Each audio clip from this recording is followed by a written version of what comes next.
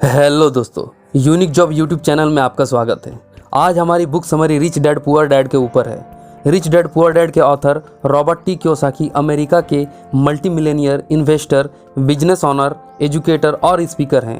Robert T Kiyosaki rich dad company के founder हैं। ये एक प्राइवेट फिनेंशियल एजुकेशन कंपनी है जो बुक्स और वीडियोज़ के थ्रू लोगों को नॉलेज प्रोवाइड कराती है।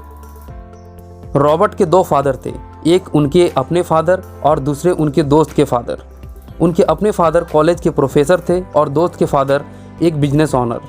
दोनों ही डैडी अपने करियर में काफ़ी सफल थे। दोनों ने ही ज़िंदगी भर कड़ी मेहनत की, दोनों ने ही काफ़ी पैसे कमाए, लेकिन एक हमेशा आर्थिक परेशानियों से जूझते रहे। दूसरे डैडी आगे चलकर सबसे अमीर लोगों में एक बने। एक अपनी मृत्यु के समय अपने परिवार और कई संस्थाओं के लिए करोड़ों डॉलर छोड़ गए। दूसरे ने अधूरे बिल छोड़े जिनका भुगतान बाकी था। ऑथर बताते हैं कि दोनों ने ही मुझे सलाह दी, लेकिन दोनों के सलाह एक जैसे नहीं थे। अगर मेरे पास एक ही डैडी होते तो मैं या तो उनकी सलाह मान लेता या ठुकरा देता। दो डैडी होने के कारण मुझे विरोधी दृष्टिकोण का विकल्प मिला, एक अमीर आदमी का और दूसरा गरीब आदमी का। समस्या यह थी कि अमीर डैडी उस वक्त अमीर नहीं थे और गरीब डैडी उस वक्त गरीब नहीं थे। दोनों ही अपना अपना करियर शुरू कर रहे थे, परंतु पैसे के बारे में उनके दृष्टिकोण बहुत भिन्न थे। उदाहरण के तौर पर रॉबर्ट के अपने डैडी कहते थे पैसे का प्रेम ही सारी बुराई का जड़ है। दूसरे डैडी कहते थे पैसे की कमी ही सारी बुराई की जड़ है। दिक्कत यह थी कि दोनों डैडी एक सी ही बातें करते थे, परंतु उनके दृष्टिकोण में जमीन आसमान का फर्क था, खास तौर पर पैसे के बारे में। ऑथर बताते हैं कि इंसान के विचार उसके जीवन पर कितना ज़्यादा असर डाल सकते हैं। एग्जाम्पल के तौर पर एक डैडी कहते थे कि मैं इसे नहीं खरीद सकता, जबकि दूसरे डैडी कहते हैं कि मैं इसे कैसे खरीद सकता हूँ।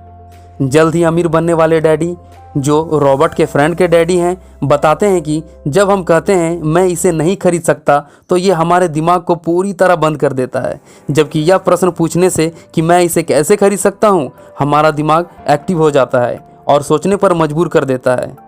इससे दिमाग की कसरत भी हो जाती है। जिस तरह सही शारीरिक व्यायाम स्वास्थ्य के अवसरों को बढ़ा देता है, उसी तरह सही मानसिक व्यायाम दौलत के आपके अवसरों को बढ़ा देता है। रॉबर्ट के डैडी सलाह देते थे कि मेहनत से पढ़ो ताकि तुम्हें किसी अच्छी कंपनी में नौकरी मिल जाए, जबकि उनके फ्रेंड के डैडी सलाह देते थे कि मेहनत से पढ़ो ताकि तुम्हें खरीदने के लिए कोई अच्छी कंपनी मिल जाए।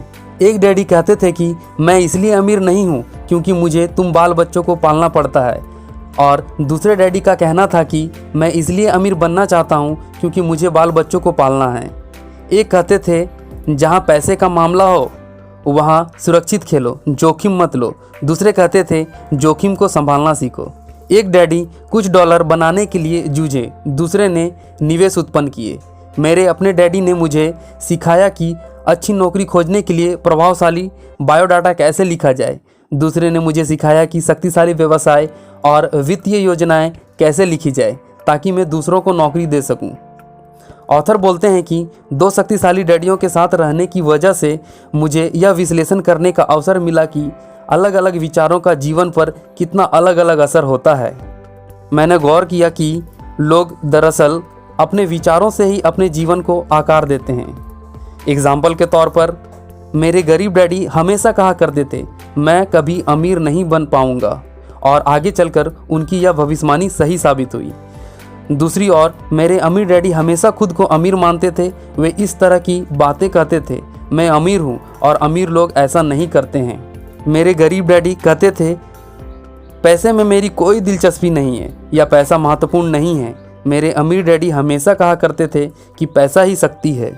ऑथर बताते हैं कि मैंने गौर किया कि मेरे गरीब डैडी के गरीब होने का कारण ये नहीं था कि वे कम पैसे कमाते थे, उनकी तनख्वाह काफ़ी अच्छी थी। वे तो अपने विचारों और कार्यों के कारण गरीब थे।